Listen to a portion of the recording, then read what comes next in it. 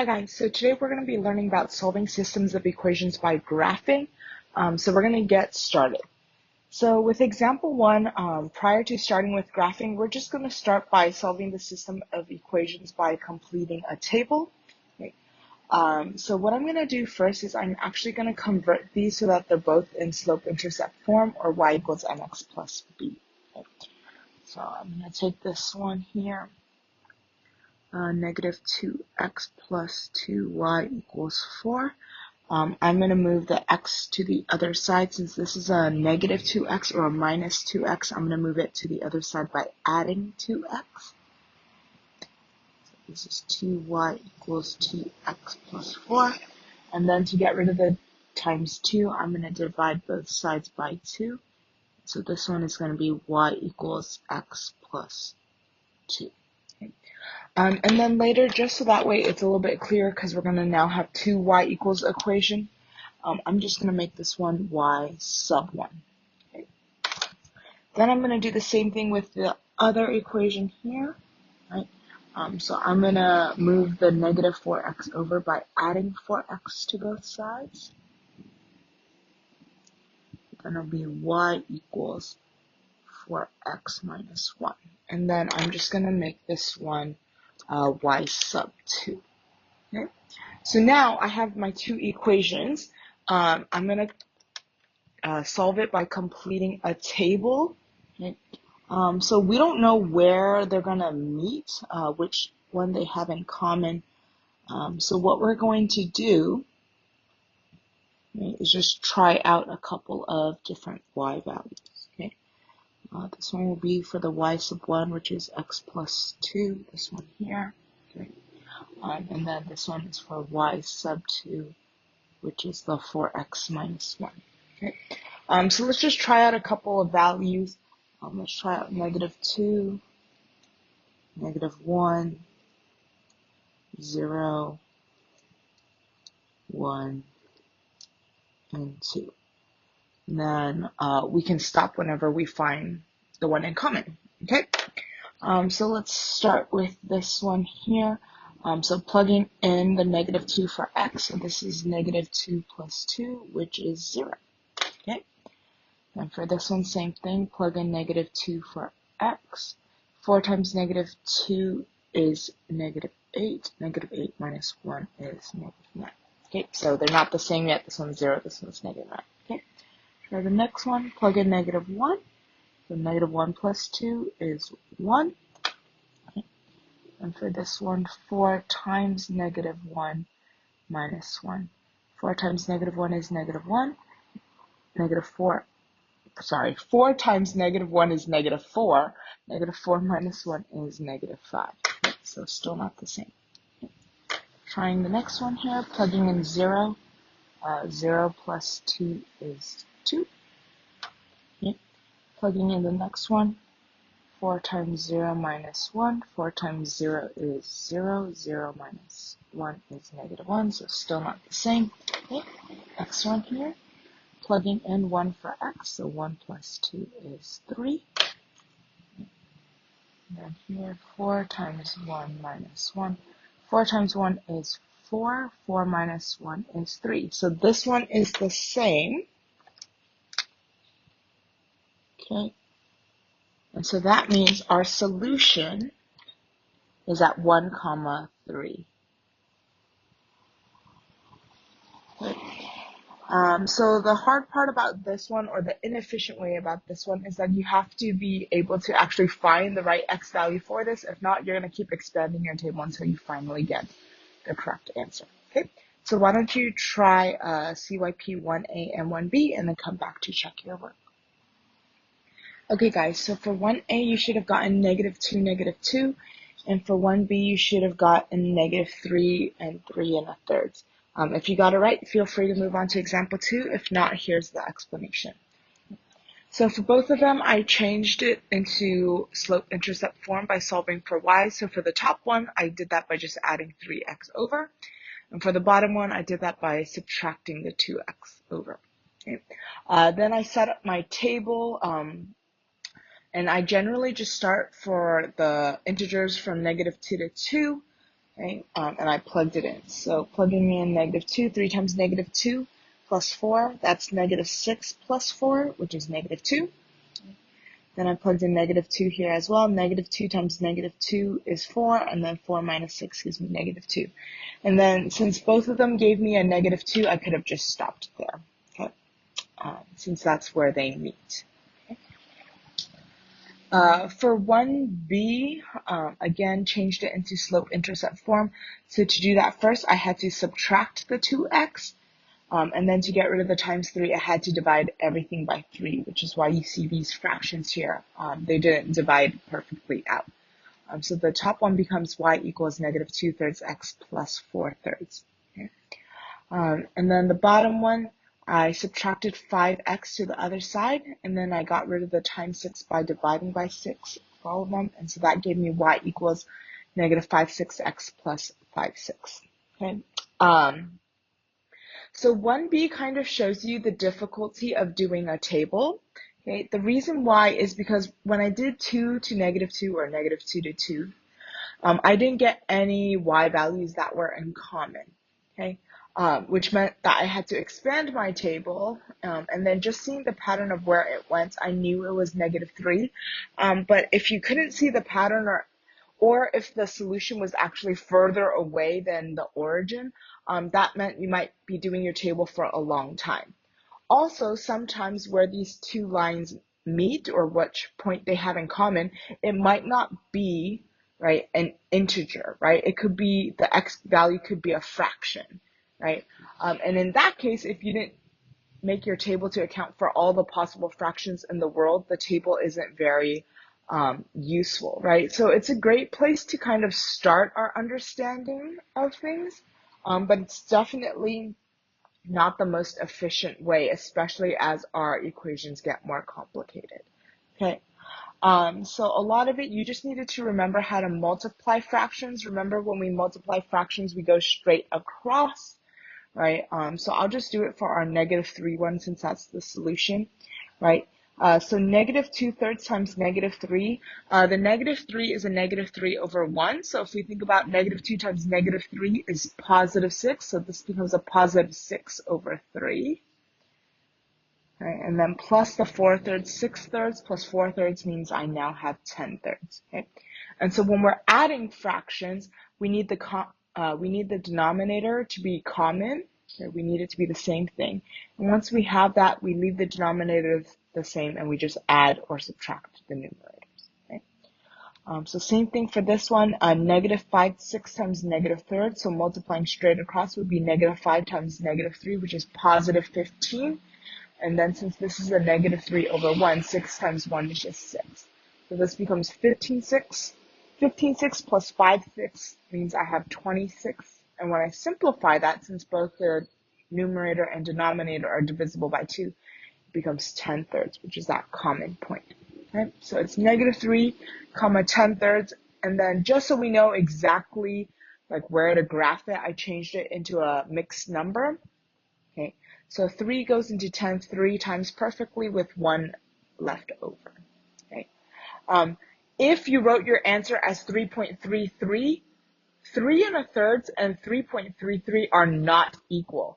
They are about the same, but they are not actually the same. Okay, so that's something that's important to memorize or remember. Our fraction and our decimal doesn't always, when we round it, it's not actually equivalent, right? It's different if it was something like 1/2 and we wrote 0.5, right? 1/2 is exactly 0.5. However, a third is not exactly 0.33 or even 0.3 or 0.333, right? It's that 0.33333 that goes on forever, okay? So that's something important to keep in mind. They are not actually equivalent, okay?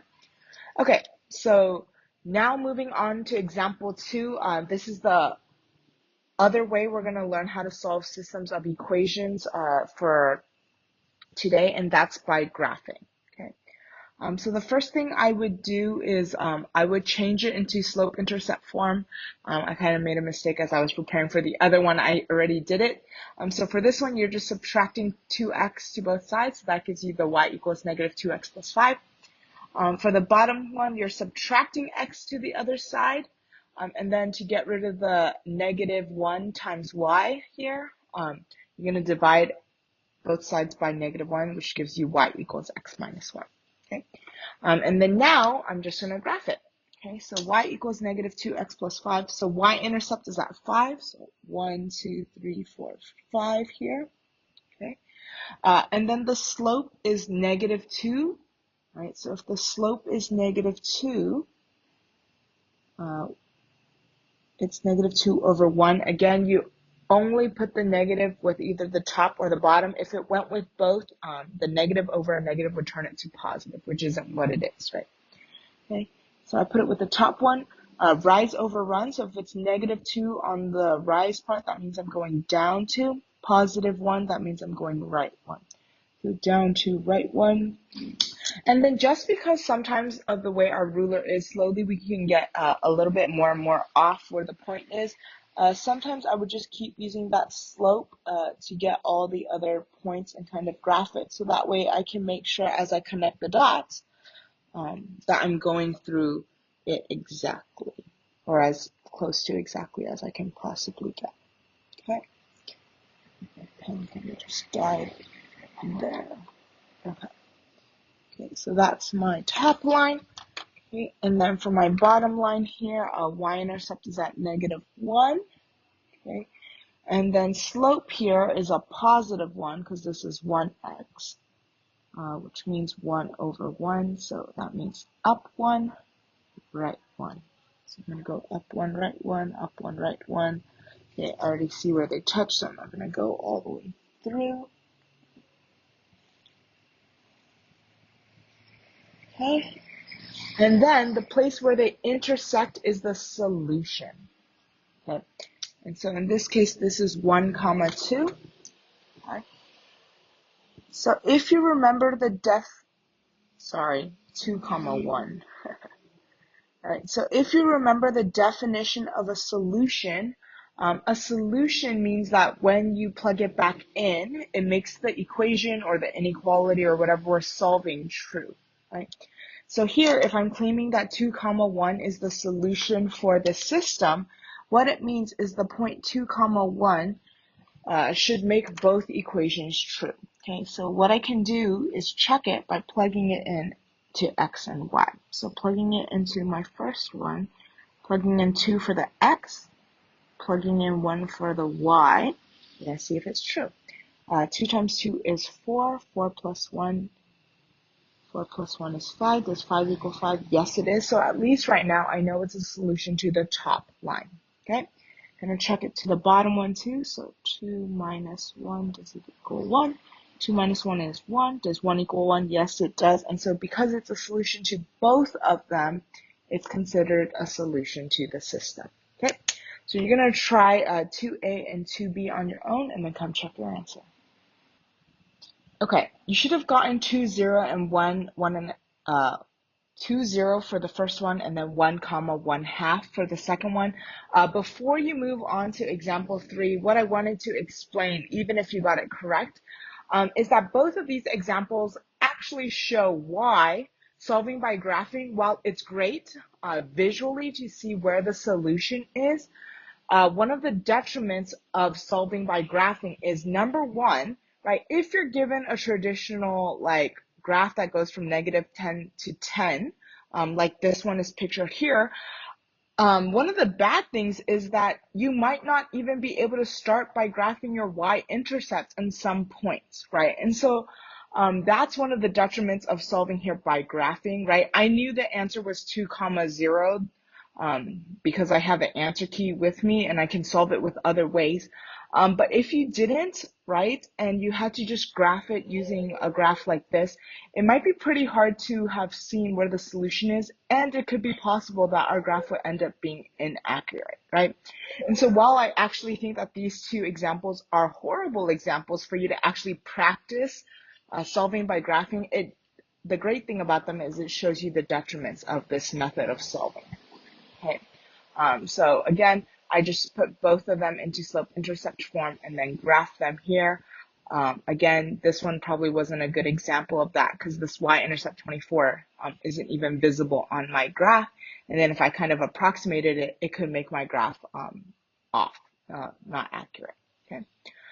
With 2b, the reason why I think it's not a great example for solving by graphing is because how do you know that this is actually 1/2 by looking just at this handmade graph?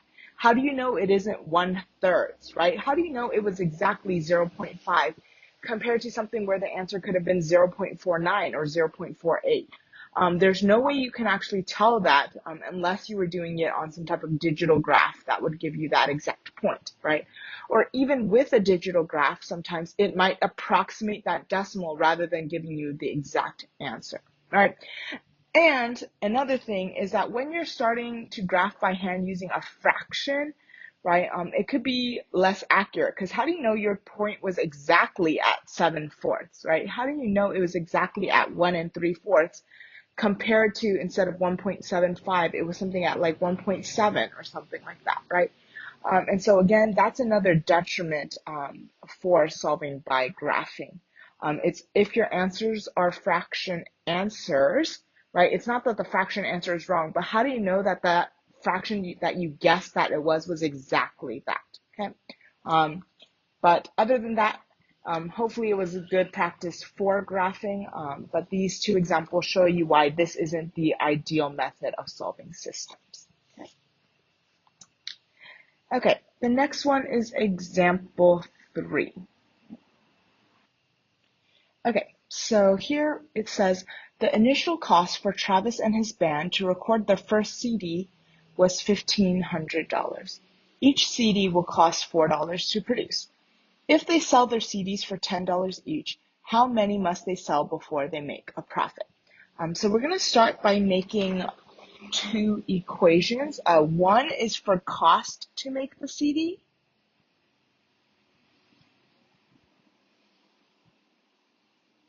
And then the other one is basically the money that they make from selling the CDs.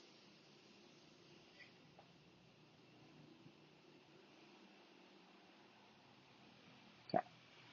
So first, if we look at what it costs to make the CD, we know that the initial cost, no matter how many they sell or how many CDs they make, they have to pay $1,500 in the beginning. Okay? And then the other thing we know that costs them money is that for each CD they make, or print or whatever, burn is what we probably would call it, it costs $4. Okay? And so the cost to make the CD would be an equation like y equals 4x plus 1,500. Okay? The 4x comes from if they make one CD, right, that's 4 times 1. If they burn 2 CDs, that's 4 times 2. It's going to cost them $8. If they make 3 CDs, that's 4 times 3. That'll be $12. So that's where the 4x comes from. And then the 1,500 comes from that initial cost. Okay, so that's the cost to make the CD. Okay, the money that they make from selling the CD, we know that they're going to sell it for $10 each. Okay, so the money that they're going to make from selling the CD then would be y equals 10x. Okay. If they make one of them, they would make $10, right? 10 times 1. If they sold 2 of them, they would make $20, 10 times 2, etc., etc. Okay. So here, it was graphed. Okay. When you do word problems, especially with big numbers, it's not like you can really graph it by hand. I mean, you could, but it might not be perfect. So a great way to do that is to use a graphing calculator or an online graphing calculator like Desmos. Okay. So here it is graphed. Okay. And we see that these two equations, these two lines, meet at 250, 2,500. Okay. And what that means is that they have to sell 250 CDs before they make a profit. Okay? Okay. So this is their break-even point, right? So in order to make a profit, they would have to sell more than that. Okay, so they must sell 250 CDs before they make a profit. And then once they sell one more, that's when they'll start making a profit. Okay. And then the Y means how much it costs, and then how much money they're making, quote unquote. So here that'll be 2,500. Okay. So you're gonna try number 3 on your own. This one is graphable by hand, so you are gonna graph it, right? And then check your answer. Okay. So you should have gotten week 4. So during 1 week, do the 2 schedules break even? It's week 4, and then he would be running 7 miles. Okay. Here's the explanation.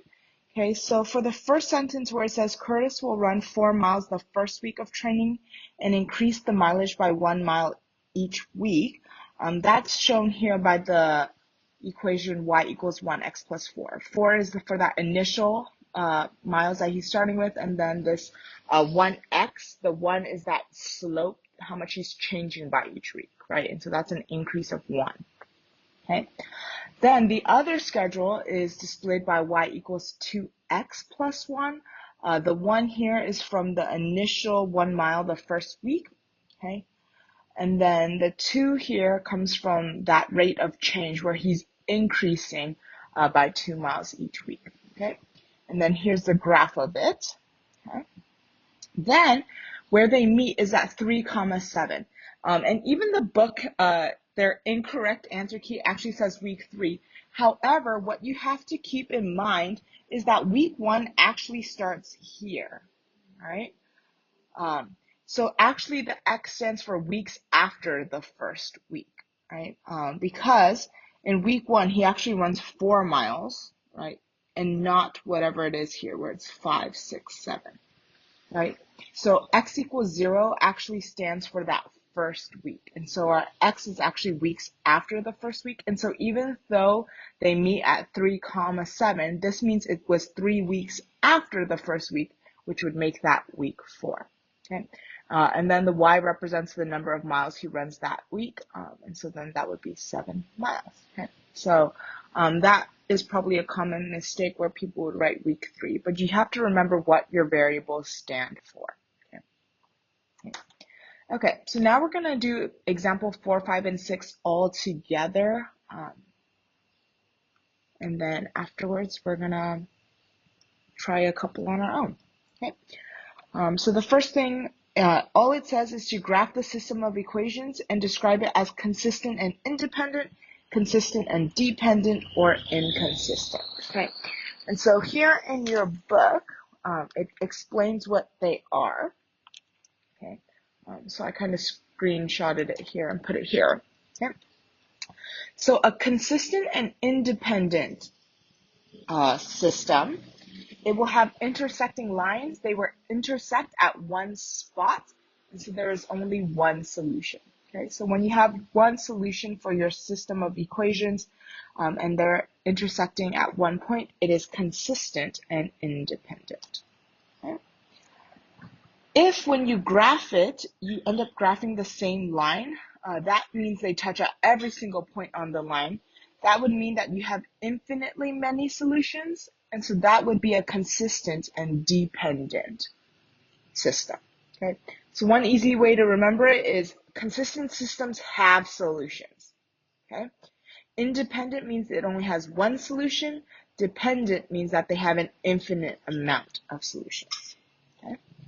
An inconsistent system is when you end up having parallel lines, and since parallel lines don't intersect, they have no solution. Okay? And so you can see this picture on page 119. Okay, so now let's continue with example 4 and 5. We're going to graph it and then describe what type of system they are. Okay. So starting with this first one, I'm going to change it into slope-intercept form. Okay, so I'm going to subtract x on both sides. So here I have x plus 1/2 y equals 5. Subtract x on both sides, I get 1/2 y equals negative x plus 5. Okay. Then I'm going to get rid of the 1/2.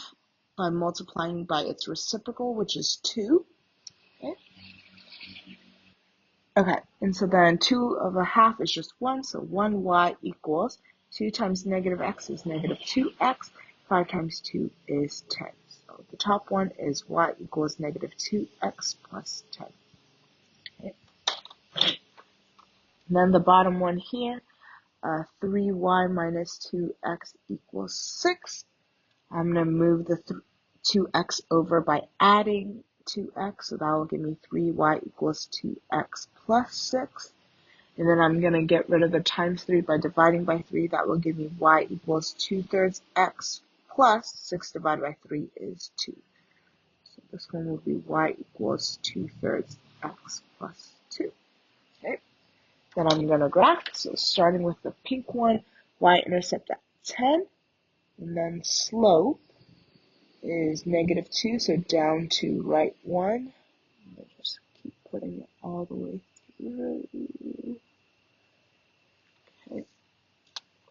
Then connect my dots.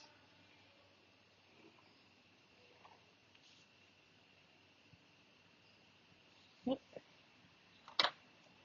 Then with the other one, y-intercept is at 2. Slope is up to right 3. I already see my solution there. Okay.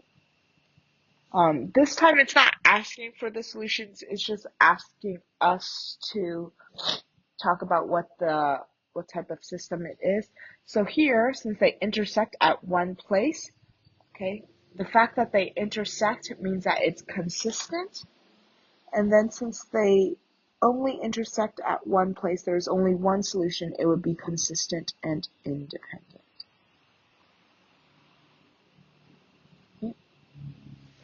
Okay, moving on to the next one. Okay, so 4x plus 2y equals 5. I'm going to change it by solving for y. I'm going to subtract the 4x over. I get 2y equals negative 4x plus 5. And then I'm going to get rid of the times 2 by dividing by 2, and that will give me y equals negative 2x plus 5 halves. Another way to see 5 halves is 2.5. Okay, so y equals negative 2x plus 2.5. Okay. And so the next one here is 2x plus y equals 5 halves. I'm going to move the 2x over by subtracting it. That gives me y equals negative 2x plus 5 halves, which 5 halves is 2.5. And so what we already see is that they're the same line, but we'll just graph it just for the sake of it. Okay, so y-intercept at 2.5, so that's about here. Okay. Then we're going to go down to right 1, down to right 1. Okay. Here's my line. Okay.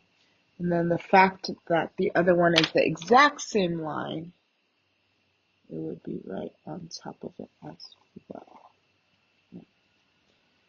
And so here, since they intersect at every single point on the line, we have infinitely many solutions. Okay, and so the fact that we have a solution means that it's consistent. Okay. And then the fact that we have infinitely many solutions would make it dependent. Okay. So the consistent part means that there's a solution. The independent, dependent part determines how many solutions. Okay. Then let's work on the last example here before you try some on your own. Okay, so 3x plus 4y equals 12. Let's solve for y here. Okay. Going to subtract 3x. And then get rid of the times 4 by dividing by 4. Okay. So this one is y equals negative 3/4 x plus 3. Well, I'll switch my blue and pink order. Okay. Here's my next one, 6x plus 8y equals negative 16. I'm going to move my 6x over by subtracting it. Okay. Then I'm going to get rid of the times 8 by dividing by 8. And then I'm going to simplify 6/8 both divisible by 2, so that gives me -3/4. And negative 16 divided by 8 is -2. So this is y equals -3/4 x minus 2. Okay. So already I see that they have the same slope, so I already know that they're parallel. Okay, but just to practice graphing, I'm going to graph it. Okay. Top one, y-intercept is at 3, 1, 2, 3. Slope is 3/4, so down 3, right 4. Okay.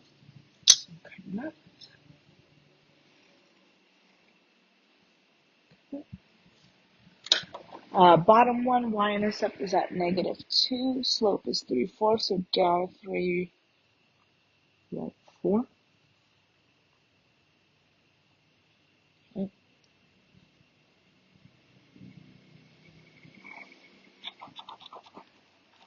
Okay. And then as we can see here, these are parallel lines, meaning they don't intersect at all. And since they don't intersect, there is no solution, which would make it an inconsistent system because there is no solution. Okay. Okay, so you're going to try some on your own. Okay. So this time, instead of check your progress, you're going to do check your understanding. You're going to do 8, 9, and 10, and then come check your answer. Okay, for the first one, you should have gotten consistent and independent. The reason why is the graph looks like this. Okay, intersects at one point.